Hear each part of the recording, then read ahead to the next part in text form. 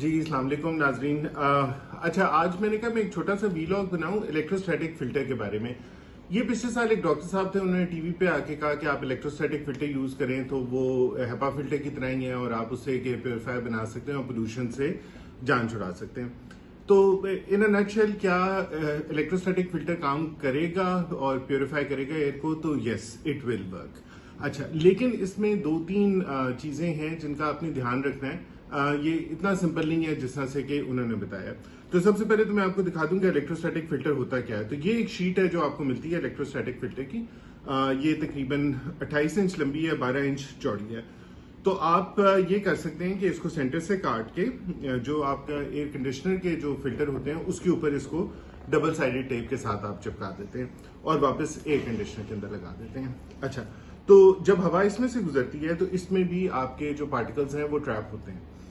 लेकिन इसकी efficiency compare to HEPA filter बहुत कम है। मीनिंग के ये अब आपके सामने एक नॉर्मल हेपा फिल्टर है। HEPA filter is about 95% efficient. That means के इसमें से जो भी हवा गुजरती है उसमें 95% पार्टिकल्स एक गो में ट्रैप होते हैं। This filter is about 10 to 15% effective. That means कि हवा एक दफा गुजरती है तो 10% पार्टिकल्स इसमें ट्रैप होते हैं, बाकी सारे गुजर जाते हैं। तो हवा जब 10 दफा इसमें से गुजरती है तो वो उतनी क्लीन होती है जितनी एक दफा हेपा फिल्टर में से गुजरने से होती है। तो इसका ये मतलब है कि आपने इसको जिस भी पंखे पे लगाना है उसका एयर फ्लो बहुत ज्यादा होना चाहिए ताकि कमरे की हवा 10 दफा उसमें से गुजर सके, वो क्लीनिंग देने के लिए जो हेपा आपको देता है। तो खैर, एयर कंडीशनर के साथ आप ये अचीव कर लेंगे।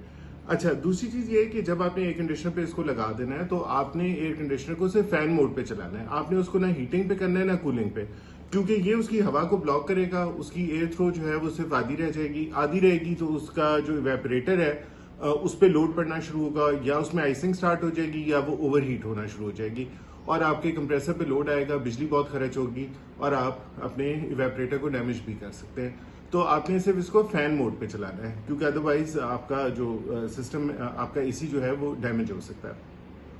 तो आपके दो ऑप्शन है, या एयर कंडीशनर पे इसको लगा दें, या दूसरा अगर आपका कोई रूम कूलर है तो उसके बाहर भी आप इसको लगा सकते हैं। तो रूम कूलर के साथ भी बगैर उसका पानी ऑन किए हुए आप इसको चला सकते हैं। ये वाहिद दो डिवाइसेस हैं जिनके साथ इलेक्ट्रोस्टैटिक फिल्टर काम करेगा। अगर आप इसको किसी ब्रैकेट फैन के साथ, एग्जॉस्ट फैन के साथ या सीलिंग फैन के साथ लगाएंगे तो वो इसमें से हवा नहीं गुजार सकते, उनका सक्शन और प्रेशर ड्रॉप इतना नहीं होता। तो आपके घर में सिर्फ दो डिवाइसेस हैं, एक एयर कंडीशनर है और एक वाटर कूलर है जिसके थ्रू हवा पास होगी। तो एक तो ये है कि ये टाइम ज्यादा लेगा क्लीन करने में कंपेयर टू हेपा फिल्टर।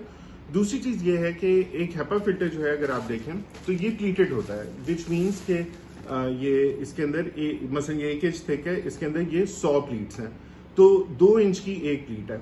तो अगर मैं इसको इलेक्ट्रोस्टैटिक फिल्टर की तरह खोलूंगा तो ये 200 इंच लंबा हो जाएगा, जबकि ये 12 इंच है। तो दैट मीन्स कि ये तकरीबन यानी इसका सरफेस एरिया 15 गुना हेपा फिल्टर का इससे ज्यादा है। तो जहां पे एक फिल्टर हेपा फिल्टर आपको चाहिए, वहां पे आपको 15 इलेक्ट्रोस्टैटिक फिल्टर्स चाहिए उतनी लाइफ के लिए।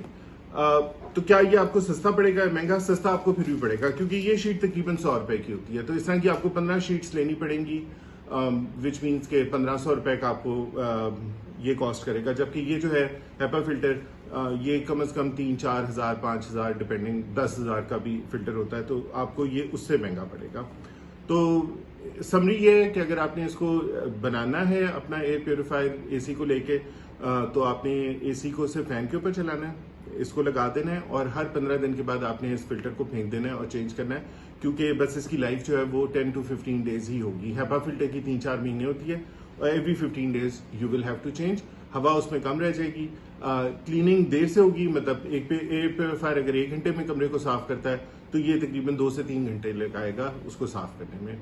But it's a cheap alternative. अगर आप प्योरीफायर पे पैसे स्पेंड नहीं करना चाहते और आपको टेम्परेरी रिलीफ चाहिए तो आप ये लगा सकते हैं। हाँ, अलबत्ता जिन लोगों को एजमा है, सीरियस एलर्जीज हैं, पोलन का मसला है, उनके लिए ये काम नहीं करेगा, क्योंकि ये इतना इफेक्टिव नहीं है, उनको फिर एयर प्योरीफायर ही चाहिए।